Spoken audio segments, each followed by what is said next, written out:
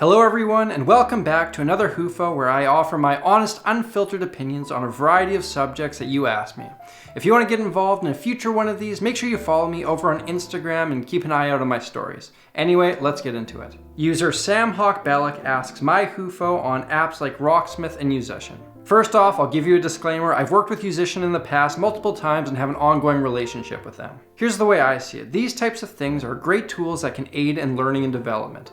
I wish they were available when I was learning guitar. They can make certain things significantly more fun and easy. However, they are not a replacement for traditional learning. Nothing is more valuable than having a good guitar teacher and spending the hours practicing.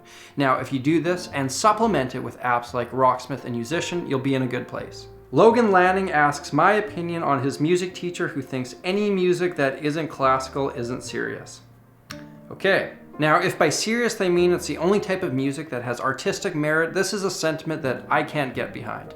There is a beauty in all types of music done well, and I pity the person who can't see this. I'm not saying you need to love every genre, but by closing your ears and dismissing the value in art that you don't prefer is just sad. My high school band teacher clearly had a passion for classical music, but when he learned that I was getting into guitar, he lent me his copy of Jeff Beck's Blow by Blow and Prince's Greatest Hits. Mr. Payne, if you're watching this, I know I never practiced my clarinet and I forged my practice records and I played Connect 4 in class and was overall not a very good student, but you had a big impact on my musical journey and I appreciate you. And to Logan, your teacher sounds like the kind of person who eats bran flakes mixed with water for breakfast. Riyad Bushnok asks, where do I think guitar-based music is headed in the future? I think that guitar has long since peaked in mainstream popularity. I don't think we'll ever see anyone again who has such a big impact on the instrument and culture as, say, Jimi Hendrix. Things that are new are exciting and get popular because there's so much room for innovation.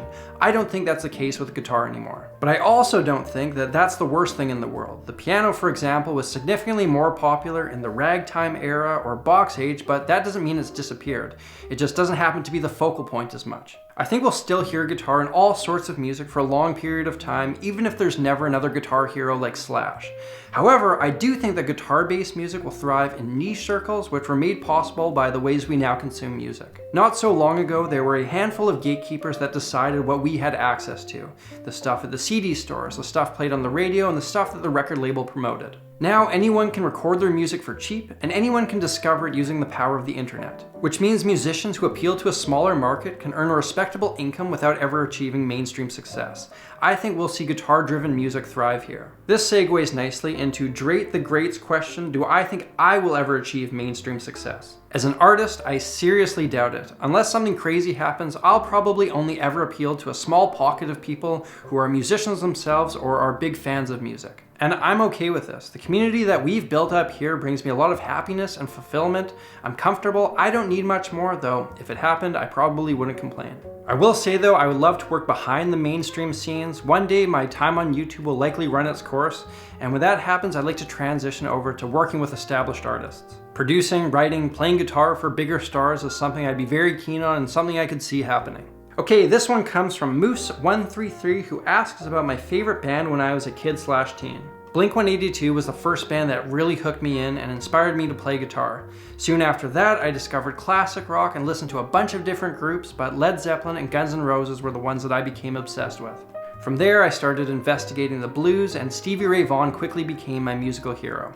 Those would be the big four that I would say were my favorites as a young samurai in training. Okay, Liova CEO asks my honest, unfiltered opinion on playing a gig for an artist whose music I don't like. There are definitely genres I prefer more than others, but I would say that the only music I truly dislike is music that is executed poorly. I'm on the record saying I don't particularly enjoy metal as much as other genres, but if a good metal band came to me and asked me to go on tour with them, if it made sense from a practical perspective, I would love to do it. I don't think it'll ever happen because I'm not very good at that stuff, but learning it and raging out with them every night would be a ton of fun. Another example would be highly religious music. It's very much not part of who I am, but years ago I used to wake up every Sunday and play with my friend at his church. We played some songs about getting down with Jesus, and when we sat in the pews, I would put my phone in the Bible and check hockey stats while I pretended to pray. Good times, good music, and it paid well.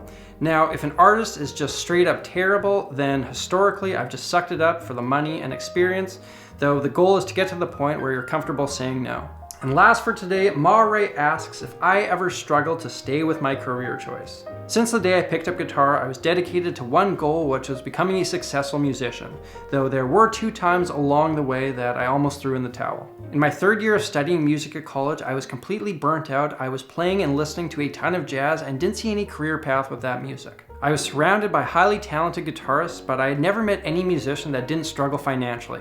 My thinking was, if I don't even love the music I'm playing, why should I try to scrape by playing it? It got to the point where I was calling up the university in my hometown trying to figure out if my music credits would work towards getting into law school.